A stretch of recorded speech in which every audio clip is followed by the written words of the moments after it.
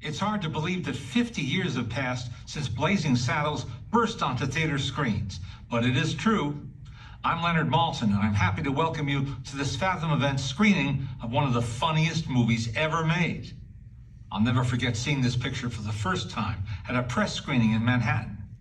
I knew I was in for a good time the moment it started, with the main title in flames and the unmistakable voice of Frankie Lane singing the title song, as he had for so many serious Western films and TV shows like Rawhide.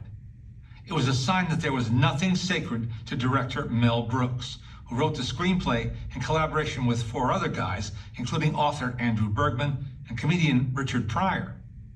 Mel also turns up as Governor Lepetomane and an additional cameo role not unlike Alfred Hitchcock, only it's nothing like a Hitchcock cameo.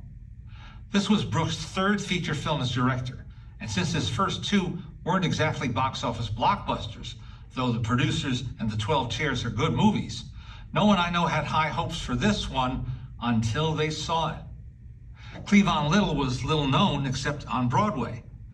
Other cast members were familiar from television, like Harvey Korman, or recent films like Madeline Kahn, who was so funny in Paper Moon just 1 year earlier. Gene Wilder was still building his resume after making his screen debut in Bonnie and Clyde and starring in Willy Wonka and the Chocolate Factory. Together they formed a kind of Mel Brooks stock company, which also included Dom DeLuise, who turns up rather late in this film, but not too late to be hilarious. I can't emphasize what a game changer this movie was in terms of comedy.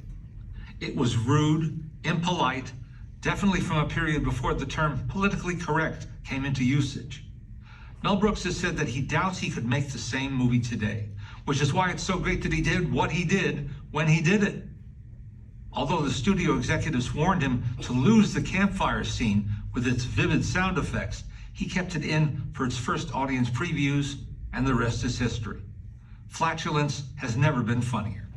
Blazing Saddles was released in February of 1974.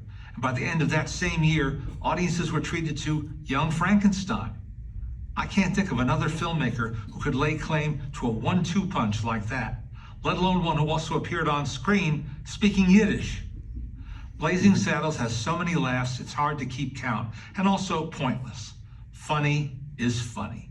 So get ready to let loose. Here, courtesy of Warner Brothers and Fathom Events, is Mel Brooks' Blazing Saddles.